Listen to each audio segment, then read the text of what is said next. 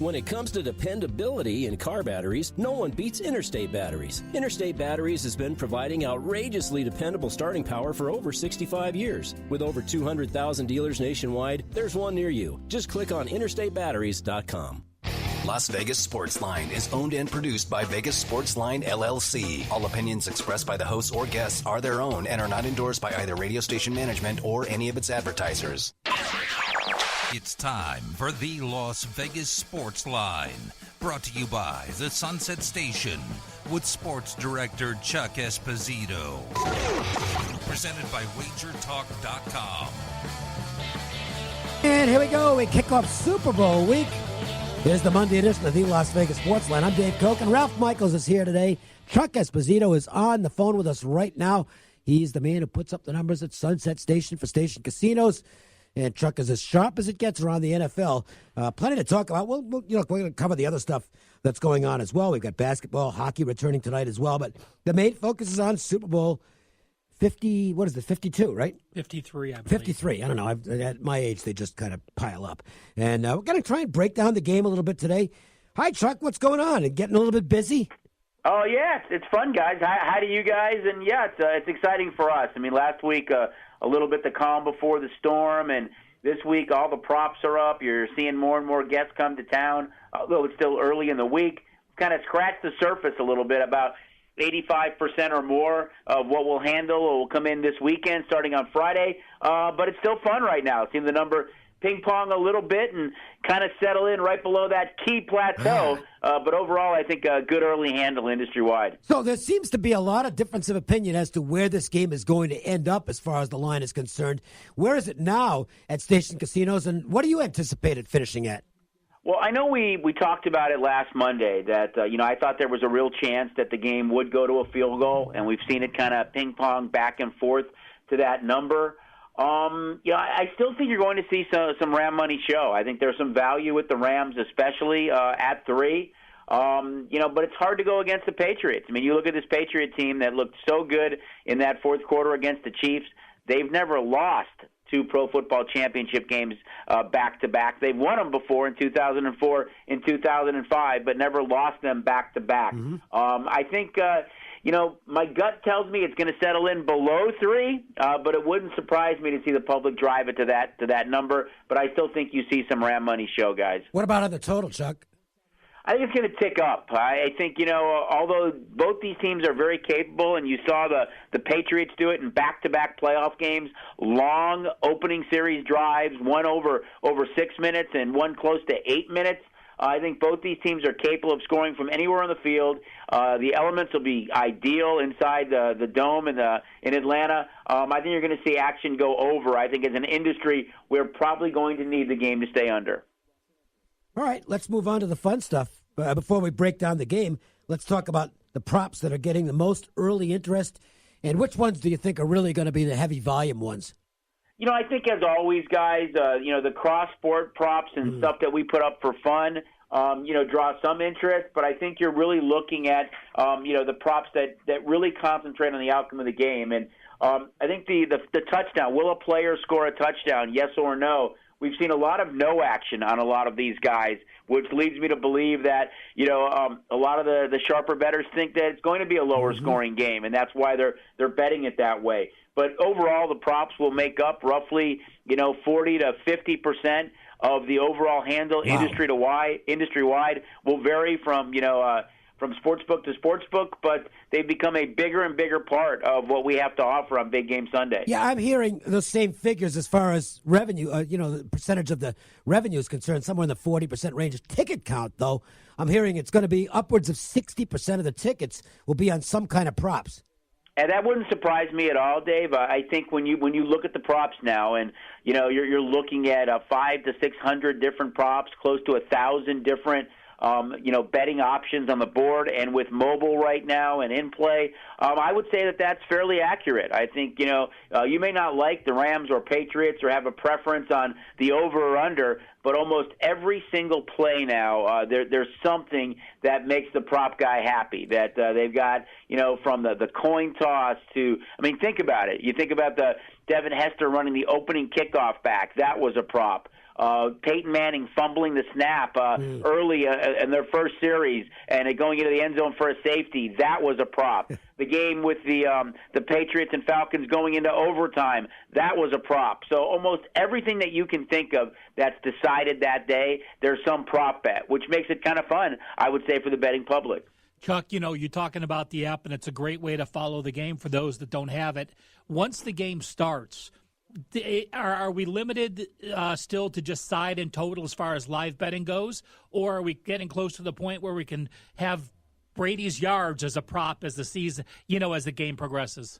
There's a lot of different stuff on the app, guys, as far as the in-play goes that I think are exciting and have added a new development. We've looked at potentially a second half props that because the halftime isn't your traditional 12 to 15 minutes, it's more in that 40 to 45-minute range. Would we look at some props for, say, the second half of the game as well, something we're kind of kicking the tires on to maybe look at? So I think, again, we only kind of scratched the surface of what's going to be available. But I do look at this matchup with, Boston and New England, or Boston and L.A. You usually think of the Celtics and Lakers. Here we have it for football, East Coast, West Coast. I think you got a real opportunity for another record handle here legally in the state of Nevada. Yeah, this is actually back-to-back Boston, L.A., if you will, because Red Sox, Dodgers in the Super Bowl as well. It is a great rivalry, even though they're 3,000 miles apart. It is. I think it's fun. You look at the difference in age between Brady and Goff at 41 to 24. I think one of the larger, if not the largest, quarterback to quarterback. And then you look at the head coaches with Belichick being 66, Brady or McVay just turning 33. That's the largest gap between head coaches. So I think it's fun. I mean, you talk about the Patriots. It all started in 2002 against the then St. Louis Rams. They were a big underdog, 14-point underdog. Yes, they win that game by a Vinatieri field goal. Will it all end where it started? I mean, is it possible that they lose back-to-back big games for the first time ever? So I think overall you're going to see really good handle. You've got two very, innovative, aggressive head coaches, which have 2 weeks to scheme for their opposition. I think if you're McVay, you want to cut out White out of the backfield. You saw what Kamara did with the Saints. I think their defensive front will control White and Micheals a little bit more than what Kansas City did, but you have to stop that. And I think Belichick, with 2 weeks, you're going to say, okay, Jared Goff, you have to beat us. We're going to take away C.J. Anderson and Todd Gurley. We know you don't have Cooper Kupp. You've got wideouts on the outside without that guy underneath to be that matchup nightmare for linebackers and safeties. Let's see if you can beat us. I think it's interesting to see these two coaches and how they're going to scheme for this game. A lot has been made about Brady against rookie quarterbacks, and Belichick, against rookie quarterbacks. And I just think a lot of people still forget that this is still a very young quarterback. He's only in this tenure for a couple years. He's not a rookie by any means, but he's going to see some things with that 2 weeks of scheming that he's never seen before. Yeah, he absolutely will. I mean, don't forget when Brady won it in 2002, he was the youngest quarterback at that point to ever win it. Roethlisberger actually at 23 when he won it was a little bit younger than Brady, so he captured that. But although you're a young quarterback, Goff has accomplished a lot over the last 2 years. He's got a very aggressive, creative head coach. He's got Gurley and C.J. Anderson in the backfield. He still has weapons to throw to. I mean, you look at Cooks and Woods and Reynolds. He's got some talent out there. I do think that a whole offense changed when Cooper Kupp went down. But if Gurley's healthy and the way Anderson has played late in the season, he has a lot of options, I think, moving forward. And I think that's what makes this Super Bowl so much fun. Both these teams can run, but they may not be able to. So they may have to open it up a little bit more and kind of air it out, and I think that's where the total comes into play. Well, we got Chuck Esposito with us right now from Sunset Station Casinos. Let's talk about the matchups themselves of the Patriots offense versus the Rams defense, and obviously the Rams offense versus the Patriots defense. And I'm kind of looking at this as a maybe kind of a boxing match at the start, where the Patriots offense in particular comes out throwing jabs. I don't think they're going to take any chances downfield. I think they're going to try and establish the run, perhaps doing what they tried to do last week and succeeded in making third and shorts on the ground against the Chiefs. Don't make a mistake early. In other words, and give the Rams some confidence. Do you see this as a conservative approach early on for Belichick? I could see that. I mean, you think about it. Don't forget they trailed Seattle in the Super Bowl by 10 points. They trailed Atlanta by 25 points. so it is a little bit of a game there to see what they're going to do. I do think they'd love to be able to establish the run. As I mentioned earlier, they had long drives against San Diego and Kansas City. As you alluded to, Dave, James White had, converted on 3rd and 3, 3rd and on 5, 3rd and 6. They just were heartbreakers every time they did that against Kansas City. I look at the line up front. I look at Ndamukong Suh and Brockers and, of course, Donald. I think that front four is as good as any front four in football, so they're going to try to take that away. So maybe that does make Belichick become a little bit more creative and try to get that quick strike, because I think on the other side of the field, McVay is going to take, more of a maybe aggressive approach. They're a young team. They don't have a whole lot of fear in their eyes. I mean, they were the best team in football through the first 8 weeks of the season. They stubbed their toe a little bit when they lost to New Orleans early in the season, and then had to win there again.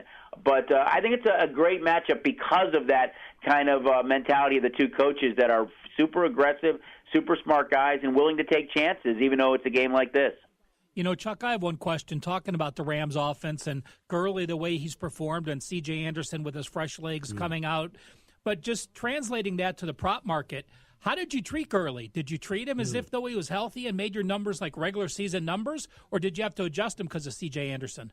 A combination of both. We did treat him like he was healthy. All reports that we've seen is that he is healthy. But you have to understand that they didn't have C.J. Anderson for that first, 10 or 12 weeks. That he does have fresh legs. He's added a new dimension to that offense. I think the zone blocking scheme has benefited him tremendously. He's a little bit more of a power back, although Gurley's in between the tackles as well. I think C.J. Anderson has played well. So we had to look at it a little bit that way. But I think a lot will be dictated by game flow. If they're able to run successfully, and Gurley is Gurley, and meaning that he's that guy that, on 6 different occasions this year scored multiple touchdowns. 5 of those 6 games they won. Going back to last year, games that he scored multiple touchdowns, I think they're 11-2. So when he's clicking and that offense is running well with Gurley as the lead dog, I think game flow will dictate what these two coaches do, especially on the Rams side of the ball. Well, let's talk about them because I made an assessment on what I think the Patriots will do. I actually think I feel stronger about that from the Rams' standpoint in terms of being I guess he could take some chances, but I think their personnel we've seen is better suited to kind of grinding it out and playing ball control offense right now. And let's face it, since Kupp went down, it kind of took away the freedom that the other wideouts, particularly Woods, had. So they've had to maybe reel things in a little bit. I kind of get the feeling that's going to be what we see here is at least an effort to establish Gurley/Anderson on the ground and go with short passes that won't create a situation where Goff makes a mistake.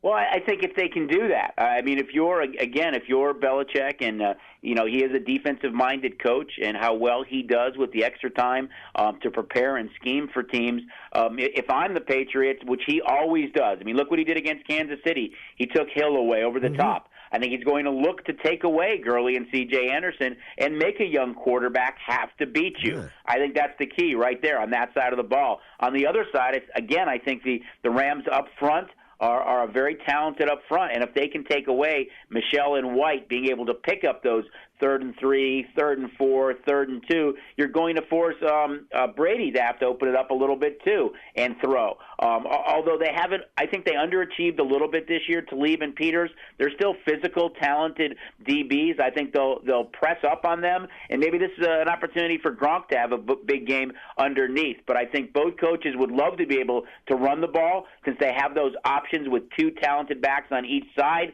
I'm just not sure they're going to be able to, and I think both quarterbacks may have to open it up a little bit. One thing we haven't talked about, and I don't think anybody's talking about it to any great extent, but I think it really matters in this game, is the fact that the Rams, and I'm not taking anything away from Gostkowski, who's still a good kicker, but the Rams have a shorter field requirement, and that could play into their game planning because basically, if they get over midfield, Zerline's going to knock one home for 3. That's a real edge to me for the Rams going in terms of the way they get the game plan. Well, I think both kickers really, guys, when you look at both these two kickers, they have tremendous range. I know, Zuerlein, everybody talks about that he can, make it from almost anywhere on the field. But Gostkowski, he's right in that ballpark, too. He's played in big games, which Zuerlein hasn't. Zuerlein's a little bit banged up, too. I mean, he hurt his foot in that championship game, was in a walking boot early. They expect him to be fine for this game. But I